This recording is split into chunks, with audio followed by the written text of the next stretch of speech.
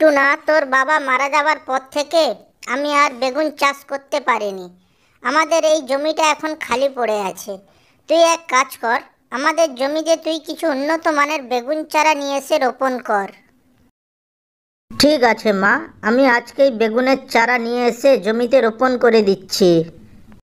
না মা, আমার মূলা খুবই ভালো লাগে, আপনার ছেলে মূলাই চাষ করবে।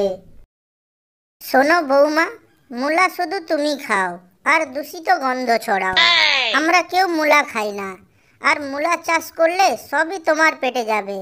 আমাদের না খেয়ে শুকিয়ে শুটকি হতে হবে। শোন টুনা, তুই বেগুন চাষ কর, গিয়ে যা। আচ্ছা ঠিক আছে মা, আমি যাচ্ছি। এরপর টুনা ওখান থেকে চলে যায় ও জমিতে কাজ করতে থাকে। এদিকে টুনি বলতে লাগলো, আপনি আমার কোনো কথা শুনলেন না তো মা? আমি আপনাদের জমির কোনো কাজে সাহায্য করব না।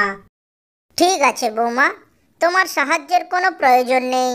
তুমি সাহায্য না করলেও আমরা মা ছেলে মিলে জমির পুরো কাজ করতে পারবো। এরপর টুনি রেগে তার রুমে চলে যায়। আর এদিকে টুনা বেগুন চারা নিয়ে এসে জমিতে রোপণ করে ফেলে। তারপর থেকে টুনা ও তার মা মিলে বেগুন গাছের পরিচর্যা করতে থাকে। এইভাবে দেখতে দেখতে বেশ কিছুদিন কেটে গেল। একদিন কাকলি টুনাকে বলতে লাগলো, টুনা, এই বেগুন গাছগুলোকে দেখে তোর বাবার কথা মনে পড়ে যাচ্ছে। তোর বাবাও ঠিক এই রকম বেগুন চাষ করত। আমি এই বেগুন গাছগুলোর মধ্যে তোর বাবাকে দেখতে পাচ্ছি। মনে হচ্ছে সে হেসে খেলে বেড়াচ্ছে।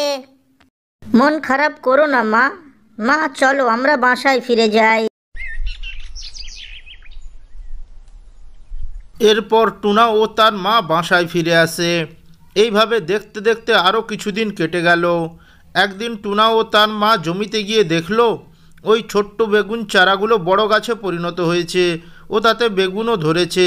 কাকলি টুনাকে বলতে লাগলো, টুনা, তুই ওইখান থেকে বেগুন পেড়ে বাজারে নিয়ে যা, আর আমি এখান থেকে কয়েকটা বেগুন বাসায় নিয়ে যাব।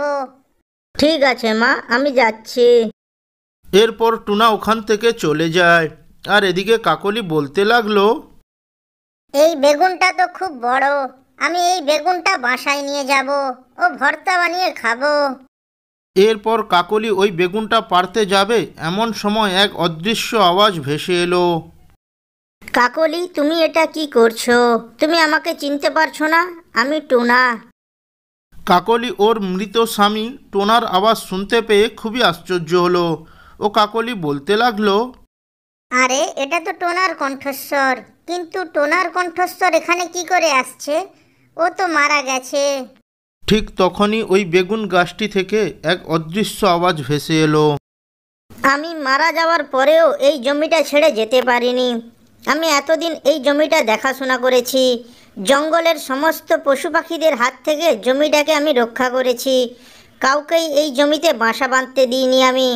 আমি জানতাম আমার ছেলে বড় হয়ে কোনো না কোনো দিন এই জমিতে চাষবাস করবে, আর সেই দিন আমি এই জমি থেকে মুক্তি পাব।